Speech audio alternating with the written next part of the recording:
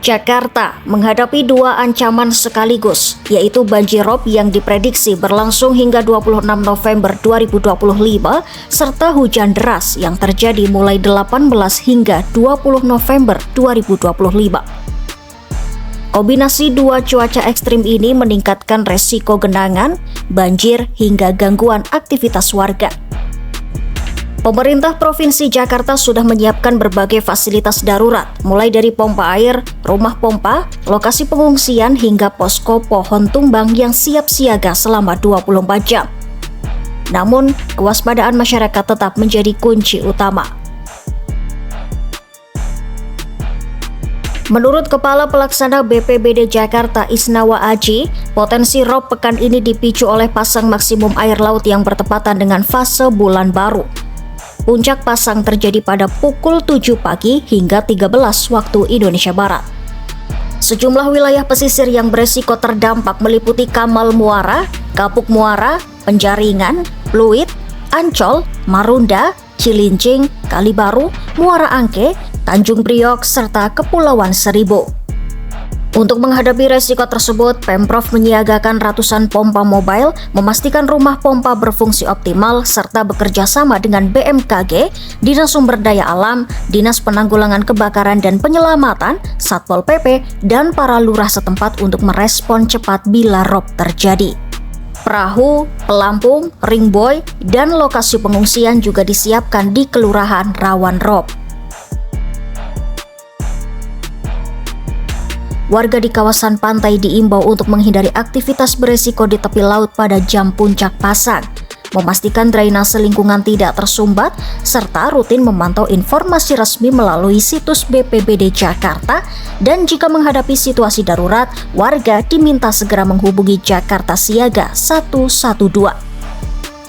Ancaman rob ini tidak hanya terjadi di Jakarta, namun juga melanda pesisir Aceh, Sumatera Utara, Sumatera Barat, Banten, Jawa Barat, Jawa Timur, NTB, Kalimantan Utara, Kalimantan Selatan, hingga Sulawesi Utara. Di lain sisi, hujan dengan intensitas sedang hingga sangat lebat juga diperkirakan terjadi pada 18 sampai 20 November 2025.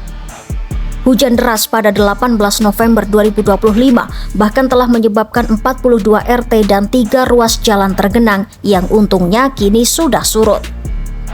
Deputi Meteorologi BMKG Guswanto menjelaskan, hujan deras tersebut dipicu oleh pemanasan daratan Jakarta di siang hari, masuknya udara lembab dari laut, serta terbentuknya awan cumulonimbus, penghasil hujan deras dan angin kencang, serta konvergensi angin lokal yang terjadi akibat pertemuan angin dari laut dan darat hingga membentuk zona awan hujan intens.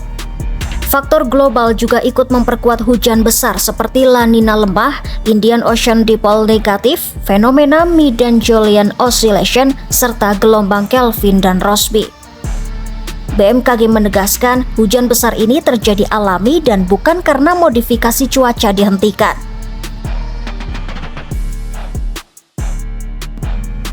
Tak hanya pemerintah, warga juga mulai bersiap menghadapi cuaca ekstrim. Cynthia, warga Jakarta Selatan misalnya, ia mengaku kini lebih disiplin membersihkan saluran air setiap kali ada informasi hujan lebat. Ia juga menyiapkan tas darurat berisi dokumen penting, senter, obat-obatan, serta aktif berkomunikasi dengan tetangga melalui grup pesan. Baginya, menjaga daya tahan tubuh juga sangat penting di tengah cuaca tak menentu. Dari sisi infrastruktur, Pemprov Jakarta sedang mempersiapkan sejumlah langkah panjang. Di antaranya adalah normalisasi Kali Krukut sepanjang 1,3 km dari Tarakanita hingga Jembatan Tendean dengan prioritas pada 360 meter pertama. Langkah ini krusial karena aliran kali yang menyempit sering memicu banjir di Kemang dan sekitarnya. Pemerintah juga menyiapkan pembangunan 13 rumah pompa baru di Cengkareng, Ancol, Cempaka Putih, dan Mogot, Kali Cakung Lama, Cilincing KBN, dan sejumlah titik rawan lainnya.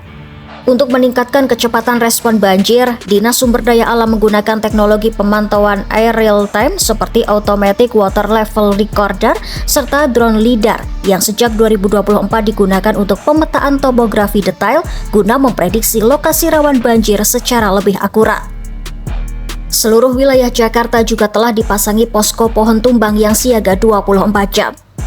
Mengingat curah hujan dan angin kencang diperkirakan terus meningkat hingga akhir Desember 2025, warga bisa melaporkan pohon miring atau beresiko tumbang ke posko setempat dengan respon maksimal 1 kali 24 jam. Untuk pelaporan, berikut nomor-nomor posko pohon tumbang.